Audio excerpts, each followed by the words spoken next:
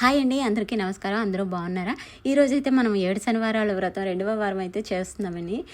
పూజ అయితే సక్సెస్ఫుల్గా కంప్లీట్ అయింది. ఆల్రెడీ మనం మొదటి వారం అనేది తొలి ఏకాదశి రోజు ప్రారంభించాము. అది కూడా సక్సెస్ఫుల్గా కంప్లీట్ అయింది. ముందుగా అయితే పీఠాన్ని రెడీ చేసుకున్నామండి. ఇంకా అన్నీ కూడా ప్రసాదాలు, పూలు, పండ్లు అన్నీ రెడీ చేసుకొని దగ్గర అయితే పెట్టుకున్నానండి. పిండి ప్రమిదలు అయితే ఈసారి చాలా బ్రహ్మాండంగా వచ్చాయండి. ఫస్ట్ టైం అయితే అస్సలు నీట్గా రాలేదు, పగిలిపోయి ఆయిల్ కారిపోయి. ఏదైనా టెక్నిక్ ఉంటే చెప్పండి పిండి ప్రమిదలు చేయడానికి. నాకైతే ఫస్ట్ టైం బాగా రాలేదు, రెండోసారి ఏదో కొంచెం పర్లేదు బాగానే వచ్చాయి. మరీ అంత సూపర్ అని చెప్పను కానీ పర్లేదు బాగానే వచ్చాయి. ఇంకా స్వామివారిని అయితే అందంగా అలంకరించానండి. స్వామివారికి తులసిమాల అంటే చాలా ఇష్టం. సో తులసిమాల ఉంటే వేయండి, లేకపోతే తులసి ఆకేనే పెట్టండి. సో ఓకేనా. ముందుగా నా దగ్గర అయితే వినాయకుడి ప్రతిమ లేదండి. సో వినాయకుడిని పసుపుతోనే చేసుకొని ఫస్ట్ వినాయకుడిని అయితే పెట్టుకున్నానండి. నేను ఏ పూజ చేసినా మీరు మొదటగా వినాయకుడి పెట్టుకుంటే మనకి అది సక్సెస్ఫుల్గా జరుగుద్దని మన నమ్మకం అండి. సో ముందుగా వినాయకుడిని అయితే పెట్టుకున్నాను. ఇంకా మట్టి ప్రమిదలు అయితే పిండి ప్రమిదలు అయితే చాలా బాగా వచ్చాయండి. నాకు నా ఆనందానికి అవధలే లేవు అసలు. నాకు చాలా సంతోషంగా అనిపిస్తుంది. ఫస్ట్ టైం బాగా రాలేదు. నేను ఎప్పుడు మట్టి ప్రమిదలు చేయను. ఇన్ కేసు వరలక్ష్మి పూజకి ఒక్కొక్కసారి మట్టి ప్రమిద పెడదామని అనుకుంటాను, కానీ బాగా రాదు ఎప్పుడు కూడా. సో నేను అందుకే ట్రై చేయలేదు ఎప్పుడు కూడా. మొన్న తొలిసారి పూజకి అయితే అస్సలు బాగా రాలేదు, ఆయిల్ కారిపోయి విరిగిపోయి చాలా ఇబ్బంది అయితే పడ్డాను. ఈసారి బాగానే వచ్చాయి. పూజ చివరి వరకు కూడా ఎక్కడో ఆయిల్ లీక్ అవ్వలేదండి.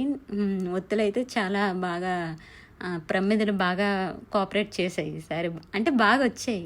ఇంకా నీట్గా అలంకరించుకున్నానండి. ఒత్తులు వేసుకొని ఆవు నెయ్యితో కానీ లేదంటే నువ్వుల నూనెతో కానీ పూజించవచ్చండి.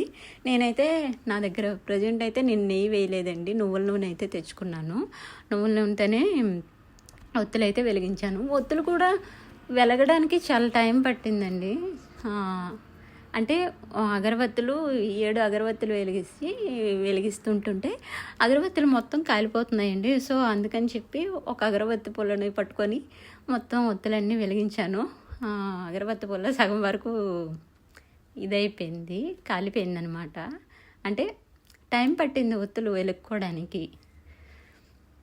ఏదైతే సక్సెస్ఫుల్గా అంతా చాలా బాగా అయితే చేశానండి, అన్నీ ఆనందించాను. ముందుగా నేనైతే విఘ్నేశ్వరుడిని అయితే పూజించుకున్నానండి.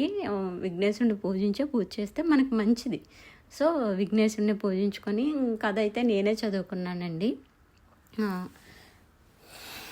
కథ మొత్తం నేనే చదువుకొని నేనే పూజ అది చేసుకున్నాను. ఇంకా టెంకాయ కొట్టి పూలు పండ్లు అన్నీ పెట్టి చక్కగా చేసుకున్నానండి. చాలామంది ఏదో ఒకటి చెప్తుంటారండి, అదని ఇదని అదని. మనకి టైం లేనప్పుడు టైం ఉన్నంతలో మనకి అనుకూలంగా మనం చేసుకుంటాం. సో నాకైతే ఆ సాటర్డే మార్నింగ్ అయితే కుదరలేదండి. నాకు కొంచెం పని ఉండి ఎర్లీ మార్నింగే 4కి లేచి 7 కల్లా నాకు కొంచెం వర్క్ మీద వెళ్ళవలసి వచ్చింది. సో నేనైతే వర్క్ మీద వెళ్ళడం వల్ల మార్నింగ్ 7కే నేను వెళ్ళాలి.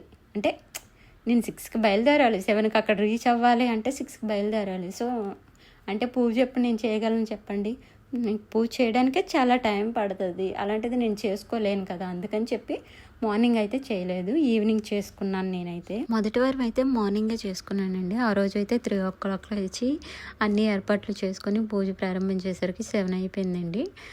7 నుంచి ఆల్మోస్ట్ పూజది అన్నీ కంప్లీట్ అయ్యేసరికి 10 ఇలా అయిపోయింది.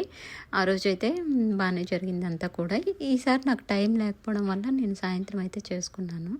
సో ఈసారి కూడా బ్రహ్మాండంగానే జరిగింది. చాలామంది అంటూ ఉంటారు, దేనికి అంత టైం పట్టింది, అన్ని గంటలు ఎందుకు, అంత టైం ఎందుకు పడుతుంది, మేము చేయలేదా అని అనేవాళ్ళు ఉండొచ్చు. నేను చెప్తున్నాను వినండి. ఒక్కరం ఉన్నప్పుడు టైం పడుతుందండి. ప్రతిదీ మనం ఒక్కరమే చేసుకోవాలి, పక్కన ఎవరు హెల్ప్ ఉండరు కదా. సో అన్ని పనులు మనమే చేసుకోవాలి కనుక కొంచెం టైం పడుతుంది. నాకైతే చాలా టైం పట్టేసింది. సో నేనే అన్నీ ఏర్పాట్లు చేసుకొని నేనే మొత్తం అన్నీ చేసుకొని పూజ ప్రారంభించి పూర్తి అయ్యేసరికి చాలా టైం అయితే పట్టేసింది. అప్పుడు మార్నింగ్ చేసుకున్నాను, ఇప్పుడు ఈవినింగ్ చేసుకున్నాను. పూజ అయితే బ్రహ్మాండంగానే జరిగింది. మీరు గనక చెయ్యాలి అని అనుకుంటే ఖచ్చితంగా ఏమీ ఆలోచించకుండా పూజకైతే సిద్ధమైపోండి. నేను చెప్తున్నాను. ఎందుకంటే నేనే అలాగే ఆలోచించి చాలా టైం గడిపేశాను. మా ఫ్రెండ్ చెప్పి నాకు చాలా నాళ్ళు అవుతుంది చెప్పి. సో నేనైతే ఎలా చెయ్యాలి, ఏంటి ప్రాసెస్ ఏమీ తెలియకన్నా ఎలా ముందుకెళ్తామని చెప్పి అలా ఆగిపోయాను నేనైతే. తర్వాత నేను ప్రారంభించానా, ఆ రోజైతే అసలు ఏం చేయాలో తెలియకన్నా అలాగా అన్ని ఏర్పాట్లు జరిగిపోయాయండి. అంతే, గోవిందుడు మన వెంట ఉండి అలా తీసుకెళ్ళిపోతాడండి. నిజంగా చెప్తున్నాను. మీరు చెయ్యాలి అని ముందుకొస్తే మీకేమీ తెలియకపోయినా మిమ్మల్ని ఆ గోవిందుడే నడిపించేస్తాడు. నేనే ప్రత్యక్ష సాక్షినండి. యాక్చువల్గా ఉపవాసం చేయాలి అని చెప్తారు కదా, నేనైతే ఇంతకుముందు ఎప్పుడు కూడా ఉపవాసాలు అయితే అంతగా లేను. సో నేను ఆ రోజు అంతా ఉపవాసం ఉన్నానండి. అంత సక్సెస్ఫుల్గా నేను ఉపవాసం ఉండడానికి రీజను గోవిందుడే. నన్ను దగ్గర ఉండి నడిపించాడండి, నా వెంట ఉండి గోవిందుని నడిపించాడని నేను అనుకుంటున్నాను. సో పూజ అయితే సక్సెస్ఫుల్గా కంప్లీట్ అయింది. ఇంకా మంగళహారతి అయితే స్వామివారికి మంగళహారతి ఇచ్చి గంట మోయించాను. అంతా కంప్లీట్ అయిపోయిందండి, బాగానే జరిగింది. దయచేసి ఎవరైనా కొత్తగా ఈ పూజ ప్రారంభించాలి, చెయ్యాలి అని అనుకుంటే అలా కాలక్షేపం చేసేయకుండా, టైం వేస్ట్ చేసుకోకుండా దయచేసి ముందుకు రండి, చేసుకోండి. ఏమీ ఉండదు.